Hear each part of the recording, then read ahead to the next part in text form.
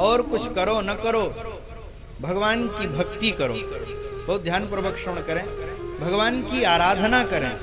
कोई कामना हो तो भी भगवान की आराधना करें, कोई कामना न हो तब भी भगवान की आराधना करें, अथवा मोक्ष की इच्छा हो तब भी भगवान की आराधना करें।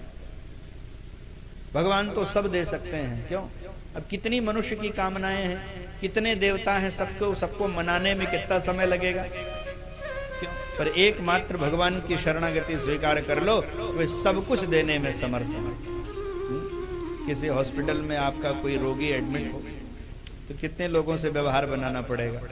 पहले तो गेटमैन से व्यवहार बनाओ, फिर वार्ड बॉय से व्यवहार बनाओ, स्टाफ नर्स से व्यवहार बनाओ, डॉक्टर साहब से बनाओ, और बेचारा जो बैठा है बिलिंग काउंटर पर उससे तो लंबा व्यवहार बनाना पड़ेगा। भैया तुम जरा कंट्रोल में रखना, बढ़ाए चले जा रहे हो।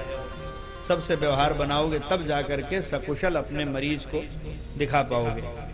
पर इतने लोगों से व्यवहार बनाने में कितनी ऊर्जा लगानी पड़ेगी। पर एक बार अस्पताल के मालिक से व्यवहार बन जाए तो इन सब से व्यवहार बनाने की जरूरत है? अपने आप ये सब व्यवहारी हो जाएंगे। वैसे सबके दाता भगवान हैं, एकमात्र उनकी शरणागति स्वीकार कर लो तो सारे मनोरथों की सिद्धि हो जाएगी। पर भगवान प्रसन्न भी हो जाएं आपसे तो भगवान से कुछ मांगना मत। अकामः, भगवान की भक्ति तो निष्काम भाव से करनी चाहिए, भगवान से कुछ मांगना नहीं चाहिए, क्योंकि मांगने की योग्यता भी हम में नहीं है हम में योग्यता। कल्प वृक्ष के नीचे जाकर के फूटी कौड़ी मांगे, इसमें देने वाले का उपहासय तो है। भगवान क्या दे सकते हैं आप कल्पना भी नहीं कर सकते, क्या क्या दे सकते हैं। और हम लोग क्या मांगते हैं? तुच्छ चीजें मांगते हैं। हम लोग हंसी के पात्र हो जाते हैं भगवान से जब मांगते हैं। प्रबुद्ध लोग हम पर हंसते हैं। अब किसी के मामा बहुत मालदार आदमी हो, बहुत मालदार, बहुत पैसा हो, और भांजे से कहें भांजे जो चाहो मांग लो,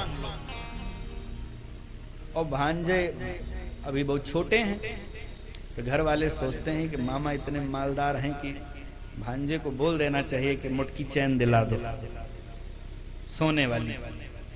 लेकिन भांजा क्या है, उसको पता ही नहीं है, अभी छोटा है। वो कहता है मामा हमको चॉकलेट दिला दो, तो घर वाले मुंह बनाते, क्या बुद्धिहीन है बालक, इसको अक्ल ही नहीं है। मामा क्या नहीं दे सकते थे और हामी भरे ही थे, आज ले लेना था, फंस गया चॉकलेट में। ये बच्चों को नहीं समझ में आती है, बड़ों को बात समझ में आती है। वैसे हमारे सामने जब अवसर आता है भगवान से कुछ मांगने का, तो हम भक्ति मांग सकते हैं, मुक्ति मांग सकते हैं, लेकिन क्या मांगते हैं?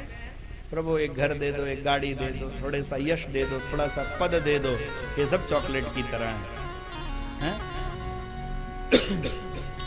एक सज्जन काशी जाते थे हमेशा, और काशी में उतरने के बाद उनका नियम था, जो पहला याचक मिलता था उसको वह दे देते थे जो वह मांगता था। उनको लगता था कि यह शिव की आज्ञा है। बहुत संपन्न व्यक्ति थे, गाड़ी मांगे गाड़ी दे दें, घर मांगे घर दे दें।